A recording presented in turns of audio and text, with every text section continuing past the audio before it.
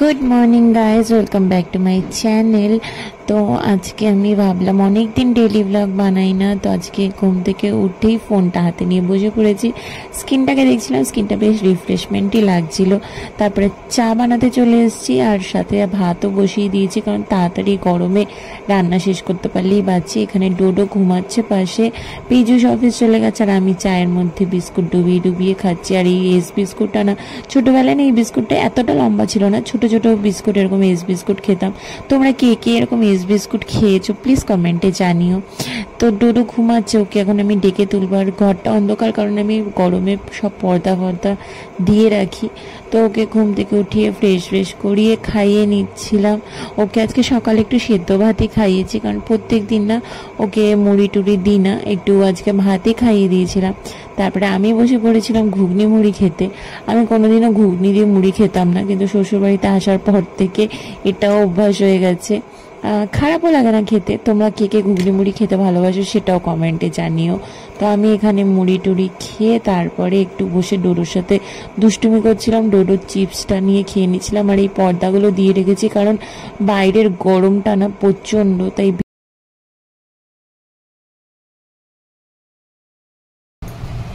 এখন বাজে হচ্ছে 2:30। স্নান টান করে নিয়েছি, ডোডোকেও খাইয়ে দিয়েছি। এত গরম না, জাস্ট দেখো আমাদের এই পর্দাটা মানে দিয়ে রেখেছি। আমাদের যেহেতু একদম টপ ফ্লোর, প্রচণ্ড গরম আসে, মানে আমরা থাকতে পারি না এই দুপুরবেলাটা। ডোডো এখন এসি রুমে রয়েছে, মা বাবু সঙ্গে রয়েছে, ওদেরও খাওয়া হয়ে গেছে। আমি এখন খাবো। আর মানে এখানটায় বসে যে কথা বলছি, মানে জাস্ট আগুনের হলকাটা আসছে।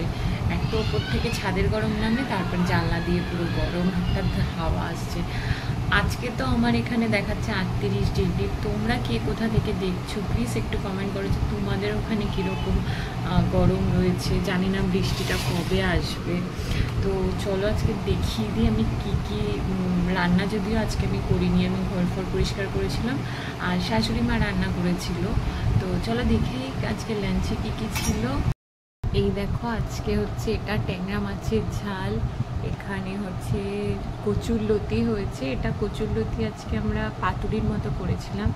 আর এটা হচ্ছে মানকচু বাটা বা দুধ কচু যেটা বলো, এটা আমের চাটনি। ঘুগনিটা সকালের টিফিনে ছিল। ঢ্যাঁড়স ভাজা হচ্ছে, এটা ডোডোর জন্যই মেনলি করা। তো এই হচ্ছে লাঞ্চ মেনু ছিল আজকে। তো আমি খেয়ে দিই, সবারটা খাওয়া হয়ে গেছে। আর তাড়াতাড়ি আমি বসে থাকা যায়।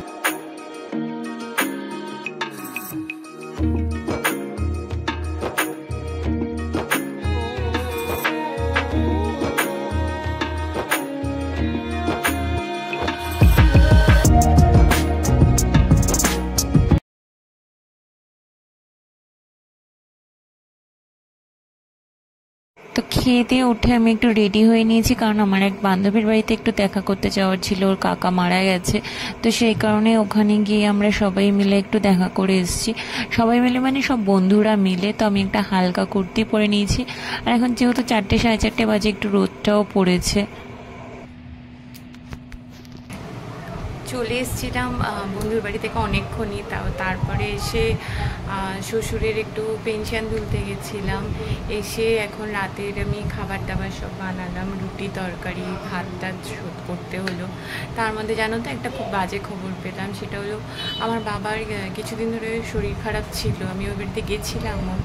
তো সেদিন প্রেশার প্রচণ্ড হাই হয়ে গেছিলো বাবার। আজকে সব টেস্ট দিয়ে তো ডাক্তারের কাছে নিয়ে গেছিলো। তো ডাক্তার বললো সেদিন একটা মাইল্ড স্ট্রোকই এসেছিলো বাবার। তো কথাটা শোনার পর না মনটা ভীষণ খারাপ হয়ে গেছে।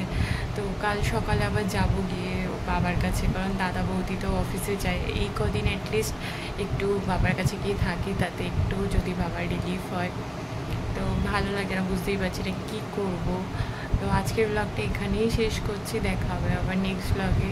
টাটা।